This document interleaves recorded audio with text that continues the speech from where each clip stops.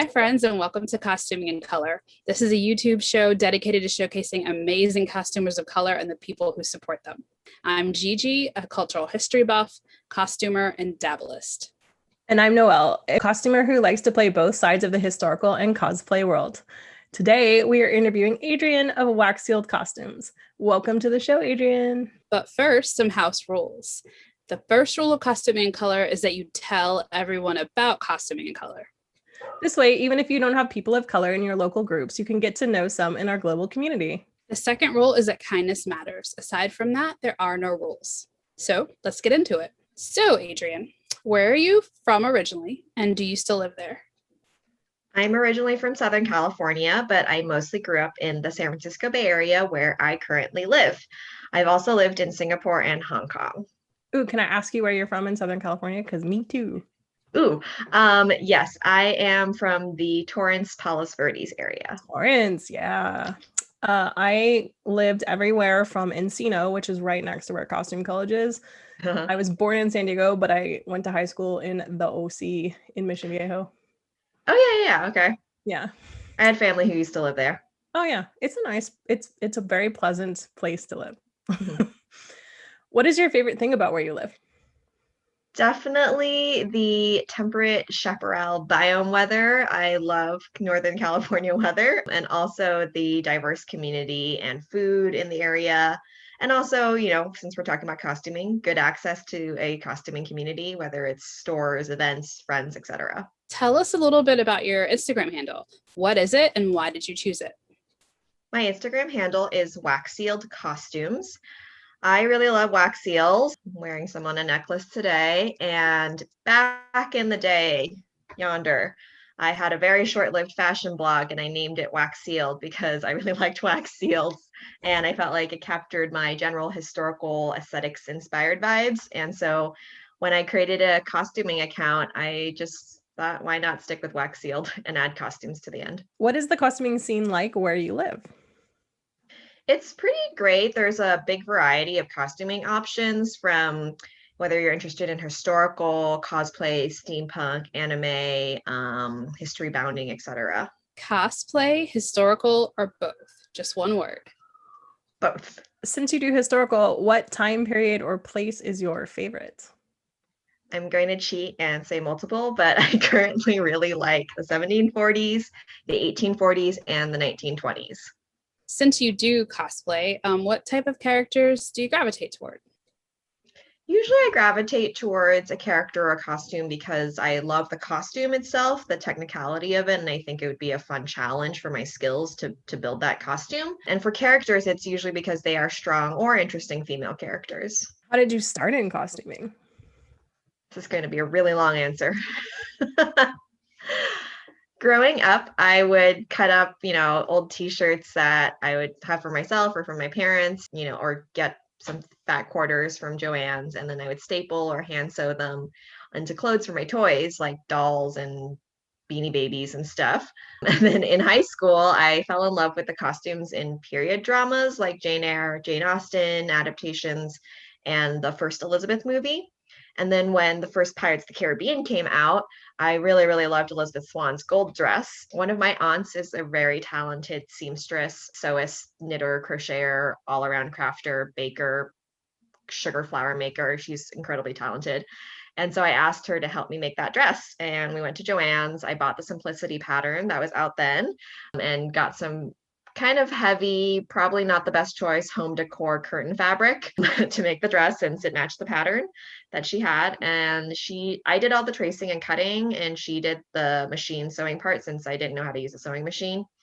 And yeah, so that was sort of my first forego into actual costuming. And then at my high school, seniors are allowed to pick a project that you spend an entire month on, really like immersing yourself and learning and focusing on. And so I chose to learn how to sew historical dresses, which probably was a pretty ambitious project for a month, but I was really into it. I asked my parents for an introductory sewing machine, which I have been using for many years.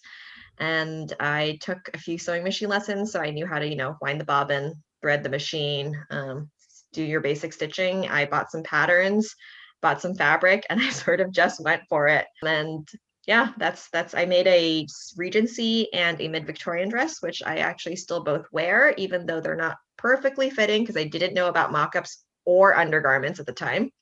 Very important things I learned since then. Is that the machine you used until you got the machine you just got?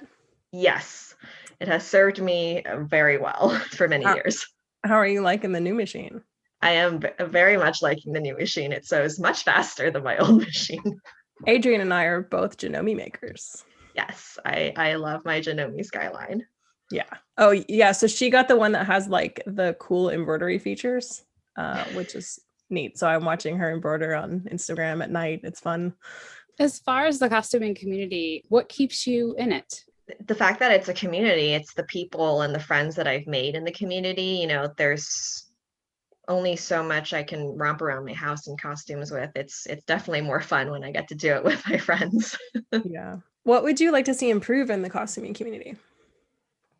I'd like to see the community, truly become a place where everyone is and feels welcome, included, and safe. I think many people are, and I'm, myself included, and I'm really excited to see that. But I do know that it can still be hard or make you a little wary when you don't see many people like you in the community, especially if it's, locally.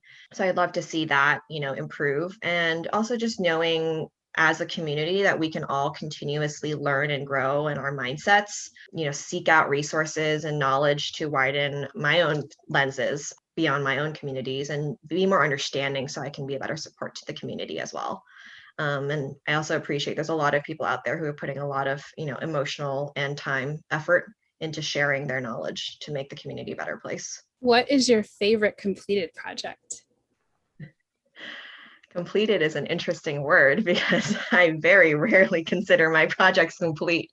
So many things need to be completed. But if I had to pick, it would probably be my 1740s Elizabeth Swan. So not the one that I sewed many years ago, but the one I sewed most recently, because it felt like a full circle to make that dress again and show, and see how far my skills have improved since then. What is the silliest thing that's ever happened to you in costume during an event? And I know who your friends are, so I expect that this list was hard to choose from. Yeah, exactly. I can't pick, but you can probably see some of the many silly incidents that I have participated in. And it's usually just whether we're doing a photo shoot and I'm goofing off, making faces, doing awkward dance moves, doing TikToks, dances, and in anachronistic style in our costumes. Lauren of Madame Destroyer on Instagram and I do our fair share of silliness every time we are in an event together. So on the flip side, do you have any sentimental or nostalgic memories from a costuming event to share?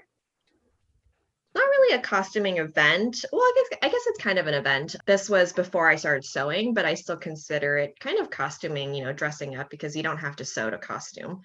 At my first Dickens fair, my mom took me, and I was really into Sweeney Todd at the time, and there was the haberdashery stall, and I really wanted a pair of black knitted fingerless gloves because it felt very Mrs. Lovett, and so she bought those for me, and I still wear them and treasure them. They, remind me of how I sort of eased myself into costuming through the historical aesthetics. And also at one of my first Renaissance fairs, one of my aunts who loved Renaissance fairs as well, we always went together. She bought me this gorgeous full-length cloak that I wear, and I get compliments whenever I wear it.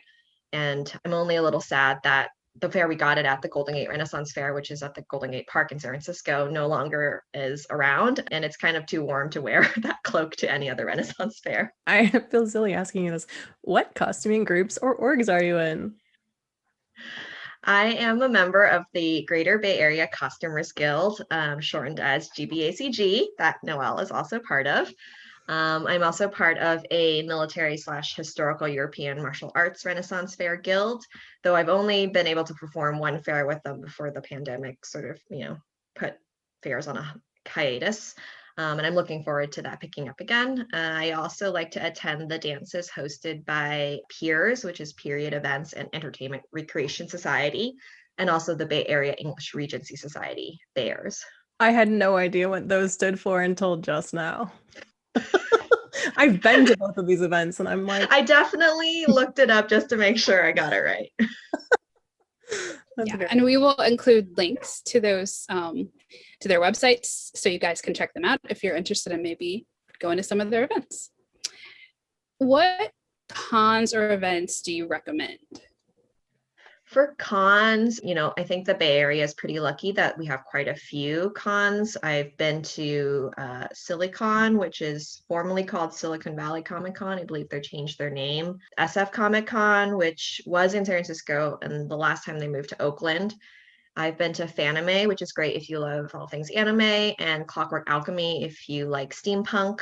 I also, of course, love the events that GBACG puts on because I have so many friends who attend, and then, of course, like I said, the Peers and Bears events, if you like social dancing and dressing up, although you don't have to dress up to go. And of course, Renaissance fairs, there's quite a few, in the greater Bay Area and in California and around the country too. And then for bigger cons, if you're able to attend, sometimes they're hard to get tickets and it's expensive, but I really enjoyed the D23 Expo by Disney and then San Diego Comic Con. What is your entertainment routine? Do you have songs or shows you listen to or watch while you're sewing? It depends. I tell myself that I should watch shows that I've watched a million times so that I don't get distracted by the screen. But, sometimes I always want to watch the new thing. So then I sew a little slower. But when it's crunch time, I'm probably putting on music like musicals and show tunes or the Critical Role podcast so I don't get distracted by the screen. Critical Role is so good. Yes. Who inspires you? This is a lame answer, but pretty much everyone, honestly, whether it's the most experienced professional sewist out there or people, just putting themselves out there and starting new, because I think there's something so inspiring about that as well. I super agree, and I don't think it's a lame answer at all. Like, I see people come out of nowhere who are brand new, and I'm just like, hot damn, where'd you come from? Exactly. Like, yeah, for sure. So let's talk about gratitude for a moment. Who or what are you grateful for? I am grateful for my family who has encouraged and supported me to both start sewing and costuming and continue to do so. I'm grateful for my husband who lets me take over quite a bit of space for all of my hobbies. And then for all of the friends that I've made in the community who keep me coming back because, I've made a lot of friends through costuming. If you could give new costumers one piece of advice, what would it be? It would be to have fun. Costuming doesn't mean that you have to make everything or even anything. You can commission, you can thrift, glue things together, safety pin things together, staple things together. And if you do start sewing or crafting, don't get stressed about getting it perfect. You learn a lot just by doing it. And, just keep doing it. I am going to openly admit here that I have gone to events with a stapled hem. It's happened. If you have a closing message of inclusion or equity that you would like to send out, please do that. Be kind, be empathetic, be open-minded to listening, learning, and being uncomfortable as you learn, and then take action to be an ally. Well said. Agreed.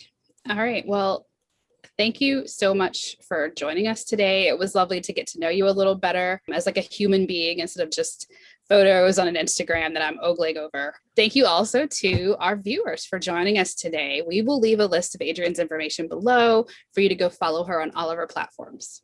Please do give this video a thumbs up if you liked it. Subscribe if you haven't. And if you have a costumer of color that you think we should interview, please leave that in the form that we leave down below for you. Make sure to leave a little bit of love in the comments for Adrienne as well. Bye, everyone. Thank you so much, Gigi and Noelle. Thank you for coming. It was awesome. Thank you.